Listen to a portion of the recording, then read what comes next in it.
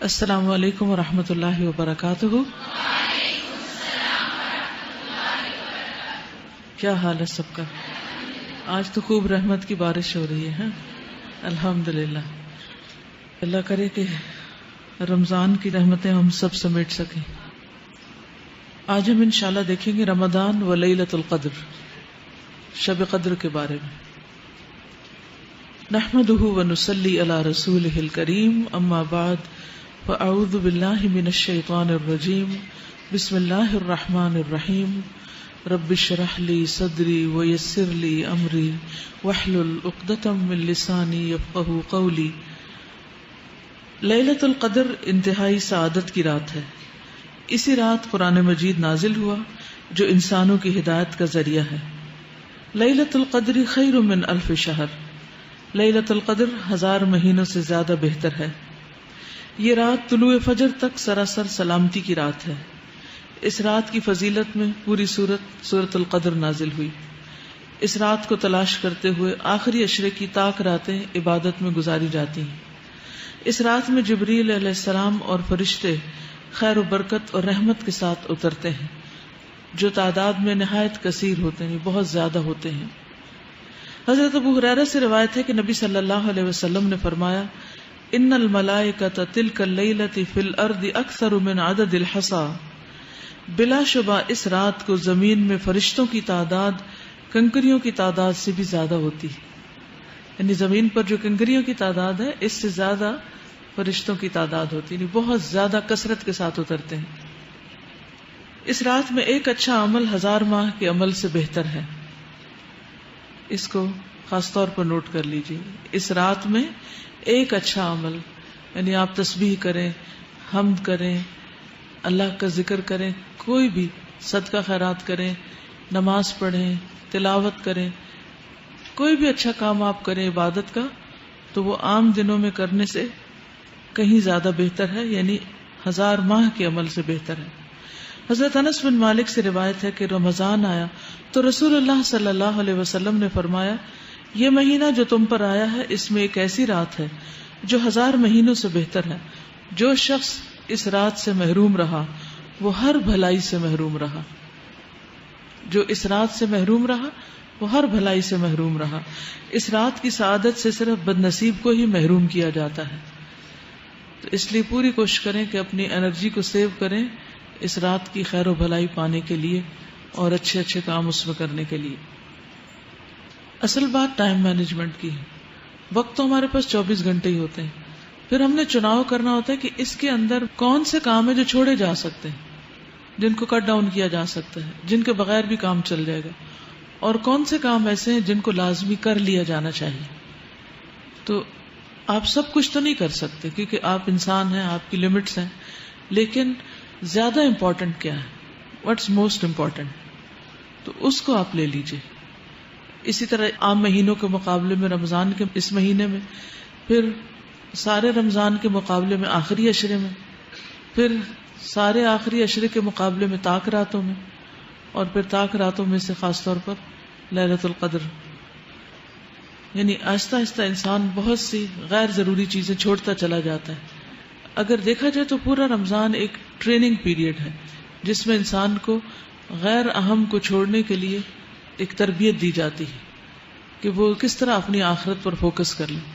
اب ہم دیکھتے ہیں کہ سارا دن کھائے بغیر بھی گزارا ہو رہا ہے نا، سارا وقت پانی پیے بغیر بھی گزارا ہو رہا ہے، اور بہت زیادہ بہتر فیل کر رہے ہیں پہلے سے۔ اسی طرح اور کئی کام ہیں جو ہم نہیں کر رہے رمضان کی وجہ سے، تو کام چل رہا ہے۔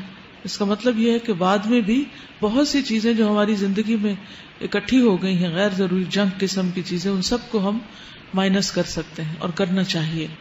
یہی اس مہینے کا مقصد ہے۔ لیلۃ القدر کی تلاش رمضان کے آخری عشرے کی طاق راتوں میں کرنی چاہیے۔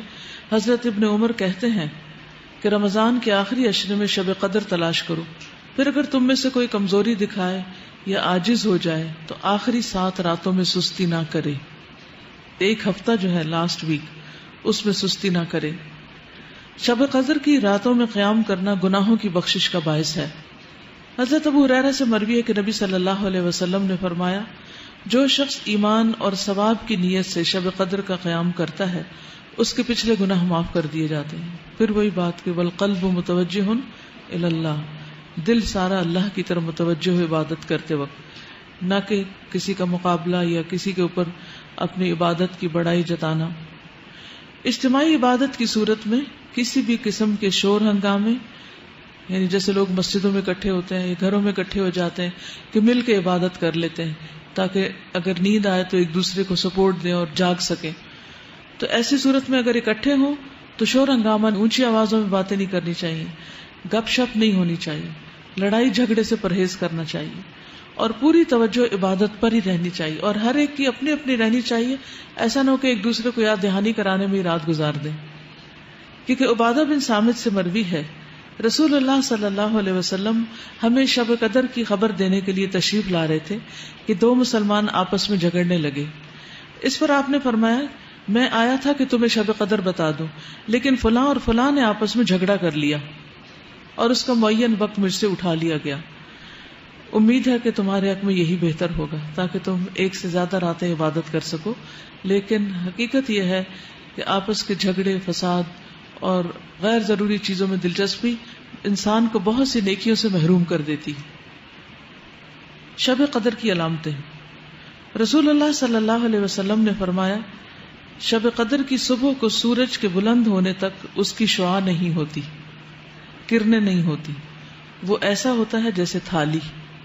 پچھلی رات کا چاند کبھی دیکھا آپ نے؟ نہیں. جب چاند غروب ہو رہا ہوتا ہے تو بالکل ایک تھال کی طرح ہوتا ہے اور اس میں سے روشنی نہیں پھوٹ رہی ہوتی جسے فجر کے قریب آپ دیکھیں. تو اسی طرح جس رات شب قدر ہوتی ہے اگلے دن صبح سورج نکلتا ہے تو اس میں سے روشنی کی کرنیں نہیں پھوٹ رہی ہوتی، روشنی نہیں دے رہا ہوتا، یعنی سورج نظر تو آ رہا ہوتا ہے لیکن اس کی شکل مختلف ہوتی، آپ اس کو آنکھ بھر کے دیکھ سکتے ہیں. حضرت ابو ہریرہ سے روایت ہے کہ ہم نے رسول اللہ صلی اللہ علیہ وسلم کے پاس شب قدر کا ذکر کیا تو آپ نے فرمایا تم میں سے کون اسے شب قدر کو یاد رکھتا ہے؟ اس میں جب چاند نکلتا ہے تو ایسا ہوتا ہے جیسے بڑے تھال کا کنارہ، یعنی اس میں چاند نصف نہیں ہوتا بلکہ اس نصف کا بھی نصف ہو چکا ہوتا ہے. کنارہ یعنی کہ بالکل باریک ہو جاتا ہے. آخری راتوں کی طرف اشارہ ہے. حضرت ابن عباس سے مروی ہے کہ رسول اللہ صلی اللہ علیہ وسلم نے فرمایا شب قدر آسان اور معتدل رات ہے جس میں نہ گرمی ہوتی ہے نہ سردی ہوتی ہے. اس صبح کا سورج اس طرح طلوع ہوتا ہے کہ اس کی سرخی مدھم ہوتی، ڈل ہوتا ہے. حضرت زر سے روایت ہے انہوں نے کہا میں نے حضرت ابی بن کعب کو یہ فرماتے ہوئے سنا. ان سے کہا گیا کہ حضرت عبداللہ بن مسعود فرماتے ہیں کہ جو آدمی سارا سال قیام کرے وہ لیلۃ القدر کو پہنچ گیا. حضرت ابی فرمانے لگے کہ اللہ کی قسم جس کے سوا کوئی معبود نہیں، وہ شب قدر رمضان میں ہے. وہ یقین کے ساتھ قسم کھاتے ہیں اللہ کی قسم بے شک میں جانتا ہوں وہ کون سی رات ہے. یہ وہی رات ہے جس میں اللہ کے رسول صلی اللہ علیہ وسلم نے ہمیں قیام کا حکم دیا تھا. اس رات کی صبح 27 تاریخ تھی اور اس کی علامت یہ تھی کہ سورج طلوع ہوا تو اس کی سفیدی میں شعاع نہ تھی. اس رات کی خاص دعا اللہم انک عفو تحب العفو فاعف عنی، اے اللہ تو معاف کرنے والا ہے، معاف کرنے کو پسند کرتا ہے، بس تو مجھے معاف کر دے. پڑھیے 3 دفعہ.